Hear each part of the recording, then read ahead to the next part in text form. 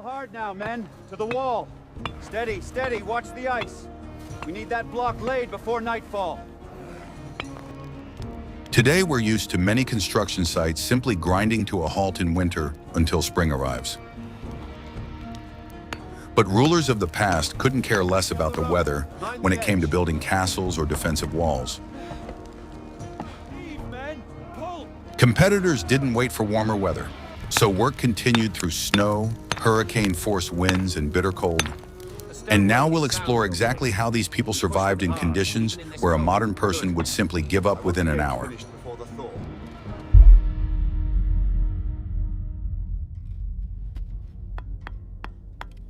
Many historians used to believe that medieval construction projects came to a complete halt in winter. It sounds quite logical, since working during the cold months seems impossible without heavy machinery and electricity. But recent studies of 13th century accounting records have revealed a completely different picture. Construction continued. It simply became 10 times more difficult and dangerous. Kings and bishops spent enormous sums on their ambitious projects. Halting the process for a third of the year meant losing incredible amounts of money and missing all deadlines. So they paid workers extra to keep them on the scaffolding, even in January. Modern managers would call this motivation, but back then it was simply a matter of survival. But this is where the most interesting and frightening part begins. Builders couldn't use their usual methods because physics works differently in the cold. Stone became brittle, water froze, and wood was covered with a treacherous layer of ice. They had to invent new techniques on the fly, risking their own lives for their next paycheck. Imagine a modern construction site where absolutely all safety measures have been removed. And then add to that a biting wind, a snowstorm, and zero visibility. The workers labored under conditions that today would be classified as an extreme disaster zone. And all of this just so that the Lord could have his new fortress by next summer. Winter days were short, so they had to work at an incredible pace. The sun rose late and set early, leaving the craftsmen with only a few hours of more or less tolerable light. During that time, they had to meet their quota. Otherwise, the foremen simply wouldn't pay their daily wages. It was literally a race against the setting sun and the approaching cold. Most of the workers were seasonal peasants for whom the construction site was their only chance to feed their families in the winter. Your office job requires a degree, years of experience, and still pays less than what a bricklayer earned back then. But that high salary came at a terrible cost, one that many paid with their own health. People willingly subjected themselves to these hellish conditions because the alternative was starvation.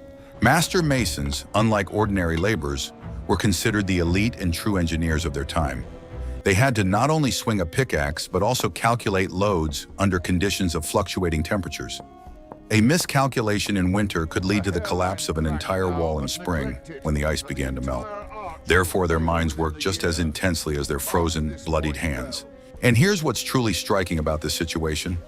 They had no weather forecast to prepare for the approaching storm. They simply looked at the sky, realized a nightmare was coming, and kept mixing the mortar. It was a level of stoicism that's hard to even imagine today. Every winter took its toll in injured and deceased workers at any major construction site. Monastic records are replete with mentions of people who fell from icy scaffolding or fell ill with pneumonia. But new workers eager to earn a little silver for their families immediately took their place. The machinery of medieval industry did not stop for snow or human casualties. Ultimately, these people understood a simple truth. Winter is an enemy that cannot be defeated, but can be outwitted. They adapted their tools, their clothing, and the building materials themselves to the harsh reality. And their solutions proved so ingenious that modern engineers still scratch their heads in amazement.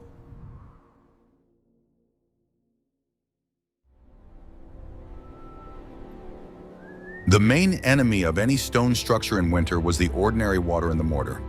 When the temperature drops below zero, water freezes, expands, and literally tears the masonry apart from the inside. Today, builders use special chemical antifreeze additives to avoid this disaster. Medieval craftsmen didn't have chemical laboratories, but they found a solution. They began adding hot water to the lime mortar right on the scaffolding. It sounds simple, but imagine the logistics of this process at a height of 40 meters.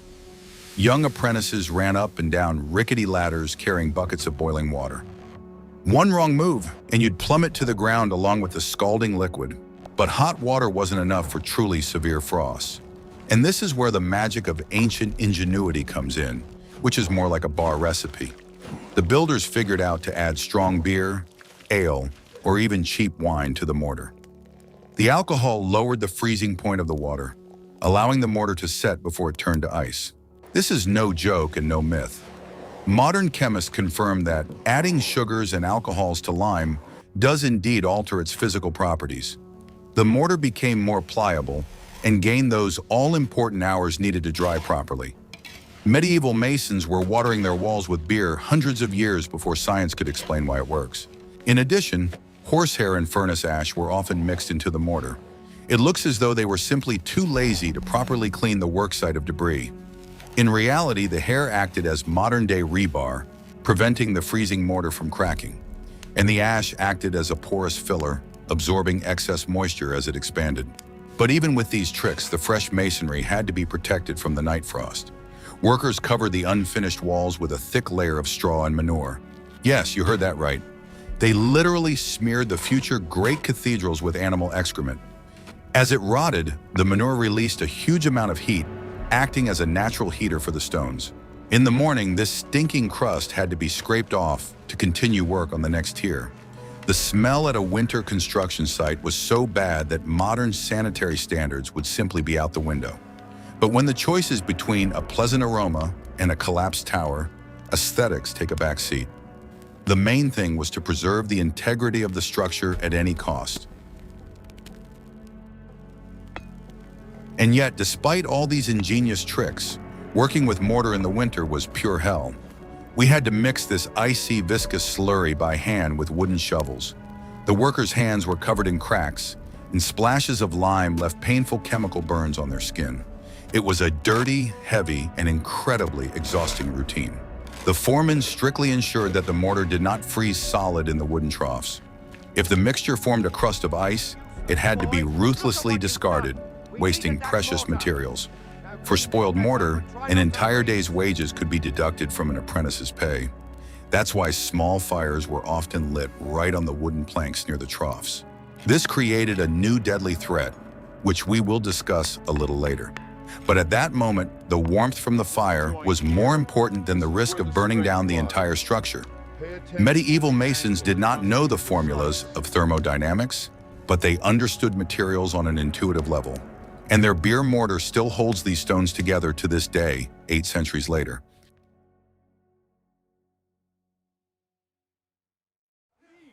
Pull together now. Steady on the ropes. If you think it was hard work in the forests themselves, then you haven't seen the quarries in winter. Stone extraction didn't stop for a single day because the construction site required a constant supply of material. Working in the quarry in winter turned into a battle against the earth itself, which became as hard as iron. People swung heavy pickaxes, trying to chip away pieces from the frozen rock. And this is where one of the most treacherous pitfalls of medieval construction lay. Stone absorbs moisture, and in the cold, this moisture freezes inside its pores. If you strike such a frozen block with a chisel, it won't split cleanly, but will shatter into pieces. It was like trying to carefully cut a glass vase with a sledgehammer. To avoid this, workers had to use an ancient but ingenious trick. They built huge bonfires right on the rock face to heat the stone's surface before quarrying. When the stone was red hot, they poured ice-cold water or vinegar on it, causing the rock to crack along the desired lines. It was a process that required perfect timing and nerves of steel. It sounds like a cool physical stunt, but in practice, it was a living nightmare. The quarry workers labored in thick smoke, choking on soot and steam. Shards of scorching stone flew in all directions, leaving horrific burns and deep wounds. Safety goggles didn't exist back then, so losing an eye was a common occurrence. The quarried blocks had to be transported to the construction site somehow. And here, winter unexpectedly became an ally rather than an enemy of the medieval workers. In the summer, the massive stones would get stuck in the mud, breaking the axles of wooden carts on the rutted roads. In the winter, the roads were covered in thick snow and ice, which completely changed the game. Workers used giant wooden sleds to haul blocks weighing several tons. Friction on the snow was minimal, which allowed them to reduce the number of draft animals. Modern logistics spends millions solving problems with the transportation of oversized cargo. Ancient people simply waited for a good snowfall and used the laws of physics to their advantage. But that doesn't mean the journey from the quarry to the cathedral was a walk in the park. The drivers walked alongside the sleds, knee-deep in snow, trying to keep the load under control on steep descents. If such a sled began to slide downhill faster than intended, it was impossible to stop it. It simply swept away everything in its path, breaking the bones of both people and horses.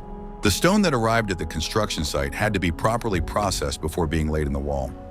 The stone cutters refused to work in the biting wind because their fingers simply wouldn't bend. Special temporary wooden sheds called lodges were built for them. Inside these sheds stood braziers with coal, providing at least some warmth to the craftsmen. It was in these lodges that the famous Masonic guilds were born, the subject of today's conspiracy theory films. But originally, they were just frozen men trying to warm themselves by the fire during breaks from work. They drank hot ale, discussed blueprints, and complained about a greedy bishop. No mysticism, just the harsh reality of professional survival during the Ice Age. A stone brought from the warm lodge to the cold wall experienced thermal shock.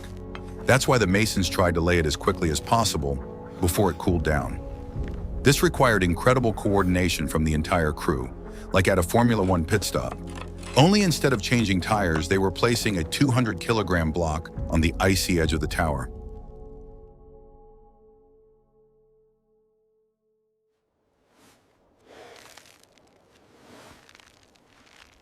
The scaffolding of medieval construction sites was made of green wood, bound together with hemp ropes. No steel structures, no reliable bolts or safety cables.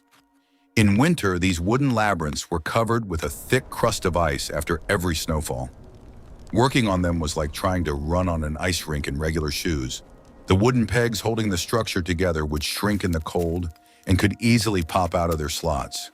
To prevent this, builders would pour water over the joints, which would freeze and lock the parts together tightly. The ice lock held tighter than my uncle holds on to the last slice of pie at a family dinner. It was a brilliant use of the cold, but it made the scaffolding absolutely rigid. The wind at a height of 30 meters rocked these frozen structures with a terrifying creak. Workers moved along the narrow planks in short steps, constantly clinging to the walls with their bare hands. A misstep meant certain death, because only frozen earth and stones awaited you below. Modern high-altitude workers used safety harnesses, while medieval ones simply relied on luck and God. The workers' footwear deserves a special mention in this chronicle of madness.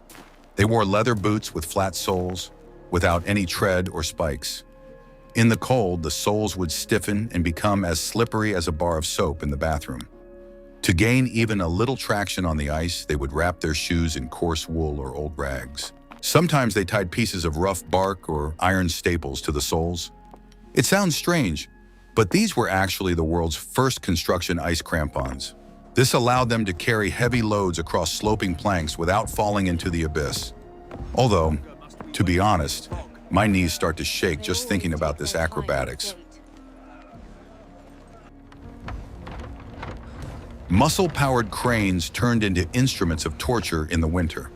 Inside a huge wooden wheel, people ran, lifting stones to incredible heights. It's like a hamster wheel, only instead of a rodent, there's a pair of frozen peasants. In the cold, the animal fat grease on the axles froze, and the wheel jammed. The people inside had to exert double the effort just to get the mechanism moving.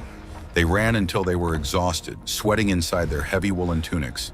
And as soon as their shift ended, the icy wind instantly chilled their wet bodies. Pneumonia killed the workers inside these wheels just as often as falls from a height. Let's not forget the ropes that held the multi-ton loads. Hemp has an unpleasant tendency to absorb moisture from the air and snow. At night, this moisture froze, and the rope turned into a stiff steel cable. In the morning, they had to knead it for a long time and warm it by the fires to make it flexible again. If this wasn't done, the frozen rope could simply snap under the weight of the stone. And then a multi-ton block would plummet downward, destroying the scaffolding and everyone in its path. Construction supervisors obsessively checked the condition of the ropes every cold morning. It wasn't out of concern for people. It was simply that the stones and scaffolding were too expensive. Climbing those scaffolds every day was a true test of fortitude. The wind tore at their clothes, their fingers wouldn't obey, and every movement sent pain through their joints. But the workers stubbornly climbed upward, trading crude jokes to drown out their fear. It was their daily front line, where nature itself was the enemy. Before the mist clears.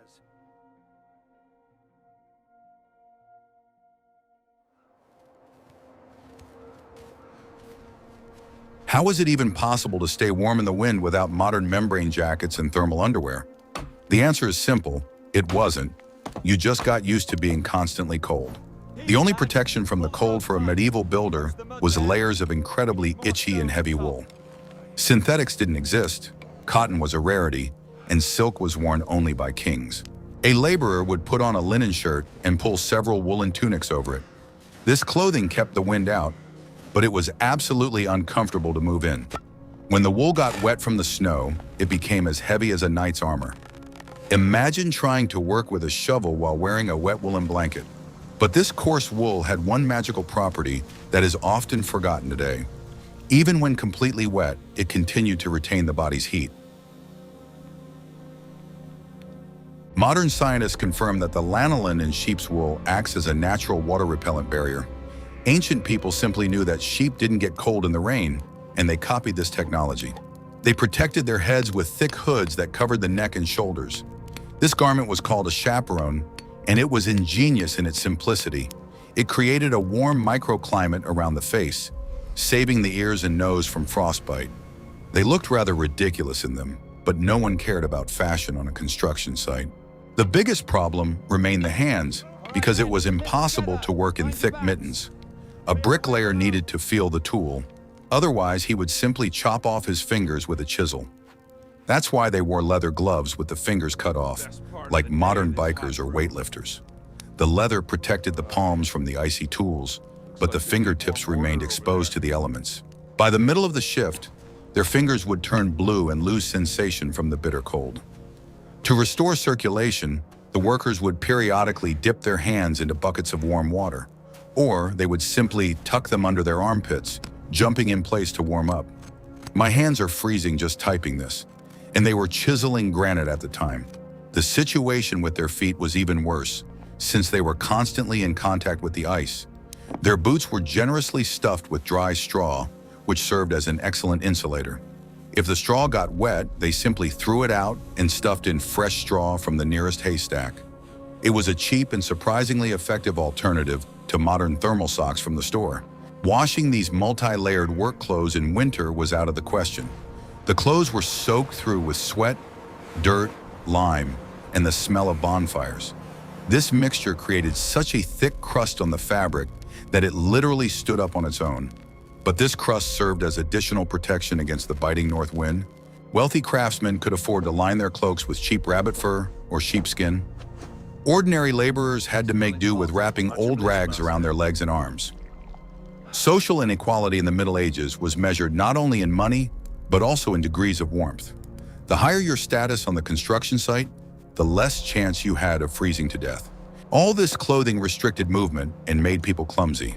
Falls from scaffolding often occurred precisely because a person got tangled in the hem of their own long cloak. Workers had to tie their tunics with ropes, turning themselves into something resembling tightly bound sausages. But that was the price they paid for the chance to survive another January day.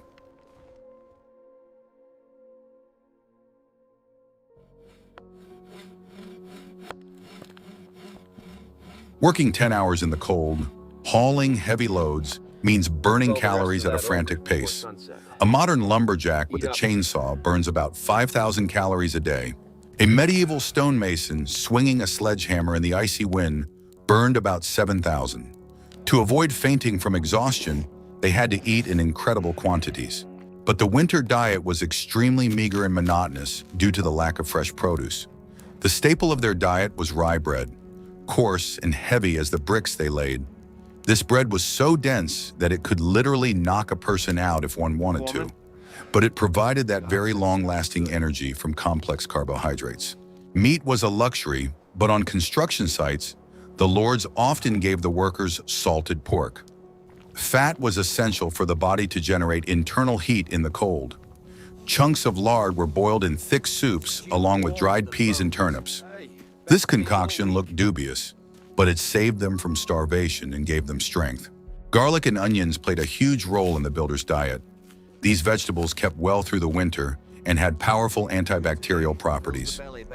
Workers ate them raw, right on the job, to avoid catching a cold.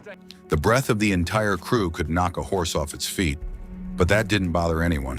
All this splendor was washed down with an incredible amount of weak ale.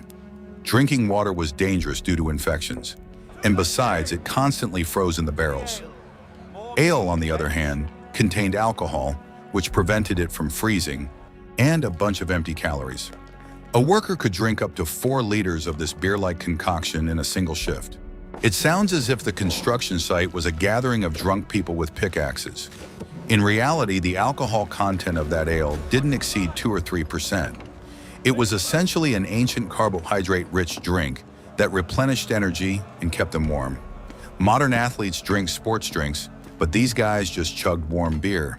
In the middle of the day, there was a short break for a hot meal. Large bonfires were lit, over which sooty pots of soup were hung. People gathered around the fire, burning their hands on the wooden bowls of boiling broth. These were the rare moments when they could feel their toes. But this rest harbored a tremendous physiological danger.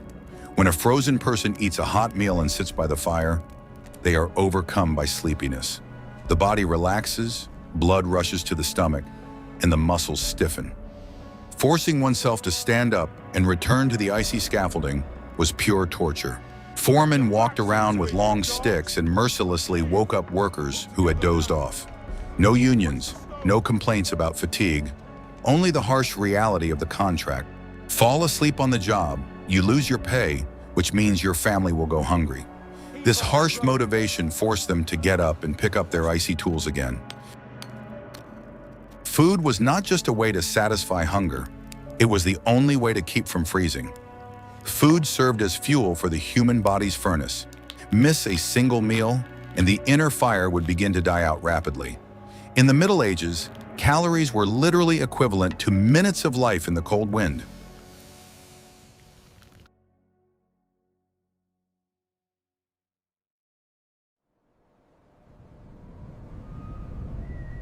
In winter, daylight hours in Northern Europe are incredibly short. The sun set around 4 in the afternoon, leaving the massive construction site plunged into thick, sticky darkness. But work never stopped simply because darkness fell. Lords and bishops paid for a full workday and demanded quick results. Therefore, people had to switch to the most dangerous phase of the work. The grueling night shift began under sparse artificial light. The transition to darkness changed the entire dynamic on the construction site. Electric floodlights did not exist even in the wildest imaginations of engineers at that time. The scaffolding was lit only by smoldering torches and primitive oil lamps. Animal fat or resin were often used as fuel, producing a lot of acrid smoke. The wind constantly blew out these faint flames. Workers regularly found themselves in absolute disorienting darkness at a tremendous height. A single misstep in such pitch-black darkness inevitably led to tragedy. Taking a step to the side at such a moment meant falling from the icy scaffolding into the abyss. The space around them was cluttered with stones, ropes, and heavy tools. It was like navigating a minefield blindfolded. Every step had to be carefully checked, holding tightly onto the frozen wooden supports. Using an open flame at this height posed another colossal threat. The wooden scaffolding was generously strewn with straw to protect the stone from the penetrating frost. Starting a fire, there was pure, unmitigated suicide. A single accidental spark from a falling torch was enough. Wood parched by the frost would burst into flames like a giant match in a matter of seconds. Fires at winter construction sites were a frequent and incredibly destructive occurrence. Fire could mercilessly destroy years of hard labor by hundreds of people in just one short night. The flames rapidly cut off escape routes down the narrow wooden ladders. It was practically impossible to escape from the burning scaffolding 30 meters high. People were forced to make a terrible choice between the agonizing fire and a deadly fall. The light sources that did not go out in the wind gave off a dim, flickering glow. The flames of the oil lamps constantly flickered in the strong, cold drafts. This severely distorted the shadows and prevented the builders from accurately judging actual distances. A stonemason had to carve a perfectly even geometric pattern into a heavy block. Doing this in the flickering light was excruciatingly difficult and dangerous. The craftsman's eyes were under tremendous strain during every long night shift. From constantly trying to focus in the dim light, they became bloodshot and watery. Their eyesight rapidly deteriorated due to poor lighting and the stone dust floating in the air. Many talented craftsmen were completely blind by the age of 40 and lost their jobs forever. Working with precision using a heavy sledgehammer under such conditions was a task for true fanatics. Lighting the workstations required the help of additional people. Young apprentices ran after their senior masters, carrying heavy torches. They served as powerless, living lamps. These children froze more than anyone else on the windswept construction site. Their main task was simply to stand motionless and hold the flame at the right angle. The working conditions for these children were truly harsh and cruel. From the constant soot of the cheap torches, the boys' faces turned completely black. They resembled grimy miners after the hardest shift deep underground. The thick smoke from the burning resin stung their eyes and constantly settled in their lungs. In their airways, this soot mixed with fine dust, causing chronic coughing. Deep into the night, the air temperature dropped to its extreme lows. Under such conditions, the lime mortar turned into a useless, solid rock within minutes. Erecting new walls and laying stone became technically impossible. Therefore, night shifts were usually reserved exclusively for rough work and the heaviest physical labor. The construction site during these dark hours resembled a disturbed anthill. People were busy carrying heavy materials to the upper levels and clearing away accumulated construction debris. They wandered slowly across the creaking scaffolding like silent, weary ghosts. Workers hauled unbearably heavy sacks of sand on their backs in the dim light of sparse lamps. It was monotonous, exhausting labor that drained the last remnants of their strength. Every minor mistake caused by accumulated fatigue could cost a man his health or his life. The fear of night construction was greatly amplified by grim medieval superstitions. Religion and eerie folktales filled the night with terrifying images. The workers sincerely believed that real demons roamed the scaffolding in the darkness. The dark corners of unfinished cathedrals seemed like the perfect abode for evil spirits. Many believed that the restless souls of fallen comrades walked among them. The creaking of frozen wood in the wind was easily mistaken for the moans of these unfortunate ghosts. Such terrifying sounds drove the exhausted men into uncontrollable panic. Working in such a nerve-wracking environment wore down their fragile psyches much faster than the frost wore down their bodies. Down below on the frozen ground, life was also full of constant anxiety. Guards at the construction site kept huge bonfires burning all night. This was done specifically to scare off thieves and hungry wild animals. During cold winters, wolves often approached the very walls of the cities in search of any food. And stealing valuable iron tools was a tempting idea for many desperate poor people.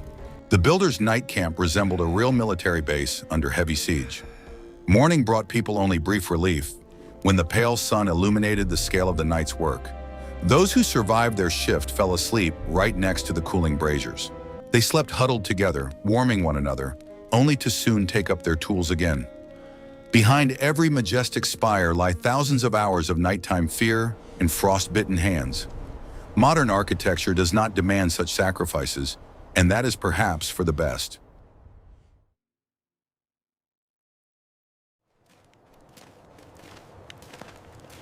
Why did people agree to this winter hell at all when they could have simply stayed home?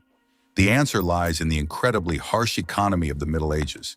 In those harsh times, a lack of income or one's own land meant inevitable starvation. Social benefits did not exist, and the church's charity could not feed everyone in need. The lives of ordinary people were strictly tied to the unforgiving agricultural calendar. In winter, vast numbers of peasants had absolutely nothing to do in the frozen fields. Their meager autumn food supplies rapidly dwindled with each passing month as the cold intensified. A major construction project offered real, hard cash during the hardest season. It was the only chance to save entire families from certain death by starvation. Surprisingly, skilled masons earned almost more in the winter than during the warm summer. The guilds fully understood the immense value of their well-trained craftsmen. They dictated the terms and demanded a substantial premium from wealthy clients for working in extreme conditions. It was a kind of medieval hazard pay for dangerous work. Thanks to such generous bonuses, experienced stonemasons were able to live quite comfortably. Many of them bought fine stone houses in the cities and ate high-quality meat. They provided their wives with comfort and left a substantial inheritance for their growing children.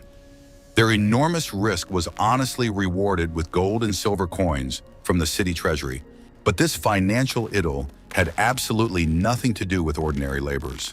Simple farmhands and porters received a pittance for their backbreaking labor. Yet it was they who risked their lives every hour, balancing on high, icy planks.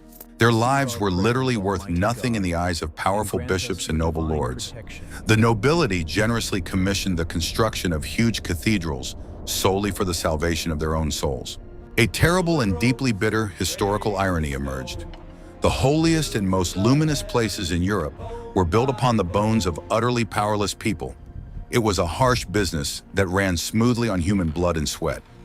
Religion demanded grandeur, and architectural grandeur demanded massive human sacrifice. No one even attempted to keep track of the unskilled laborers who perished on the construction sites. At the very top of this construction pyramid stood the brilliant master architects. They were the true rock stars of their time, receiving fabulous fees for their complex designs. The chief architects walked proudly across the site in warm fur coats and expensive boots. They only occasionally climbed the tall scaffolding for brief inspections of the masonry's quality.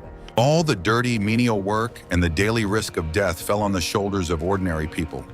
They were true unsung heroes with frostbitten noses and hands rubbed raw. Their simple peasant names were almost never recorded in the official city chronicles. Only the illustrious names of kings and noble patrons of the construction remained on the ancient parchments. Nevertheless, it was these forgotten laborers who created what we sincerely admire today. The famous Notre Dame, the grand Cologne Cathedral, and hundreds of impregnable castles across Europe. All these majestic architectural monuments are their frozen, hard-won legacy. They erected this splendor without modern lasers or powerful cranes. Their entire technical arsenal consisted of very simple but reliable mechanisms. They relied exclusively on basic geometry, sturdy hemp ropes, and wooden scaffolding. And the main fuel to sustain the strength of these frozen people was often plain warm beer. Modern engineering sometimes struggles to replicate some of their architectural feats, even with the use of computers. These simple craftsmen proved once and for all the indomitable strength of the human spirit. They showed that an iron will can overcome nature's most unbearable and harsh conditions. When you stand inside a Gothic cathedral, you immediately see perfect geometric lines. You marvel at how the majestic stone arches soar effortlessly straight into the heavens. But if you look more closely at the cold walls, you'll notice tiny irregularities. Some of the massive blocks bear the marks left by a stonemason's hand, trembling from the bitter cold. These are the actual imprints of real people who battled winter storms to ensure their family's survival. Today, strict building codes reliably protect workers from even the slightest gust of wind or rain. Nowadays, at the slightest sign of danger, all outdoor work is halted. If the temperature drops below the established norm, construction stops immediately and completely. People calmly go to drink hot coffee in a warm and cozy construction trailer. And this is an absolutely correct, humane approach, toward which our civilization has been moving for centuries. We no longer sacrifice people to architecture and the ambitions of others. But by closely studying the methods of these ancient masters, we come to understand the astonishing depth of their knowledge. They intuitively applied the most complex laws of chemistry, physics, and biology to their dangerous work. They had no specialized university education, yet they ingeniously harnessed the cold. They made the harsh frost itself work to create the incredible strength of their colossal buildings. Next time you complain about the weather on your way to the office, just think of them. Think of those thin men in wet wool, drinking cold ale 40 meters above the ground. Your cup of sweet latte and your heated jacket are incredible luxuries they could never have imagined. Our modern world of comfort is built in large part on their historical suffering. A medieval winter construction site was a place where death lurked around every corner, yet life stubbornly fought its way through the ice. It is a great drama of survival, frozen in stone forever. This is what the reality of winter construction sites look like in an era that many romanticize. No noble knights in shining armor, only dirty, exhausted people battling frostbite. But it was their dirty, hard labor that created the historical landscape of Europe we know today. They conquered nature not with complex machinery, but with incredible endurance. History often forgets those who held the sledgehammer, remembering only those who gave the orders. But every icy stone in the walls of ancient castles is a monument to human resilience. And now you know why these walls still stand. Thanks for watching. Don't forget to subscribe and stay warm.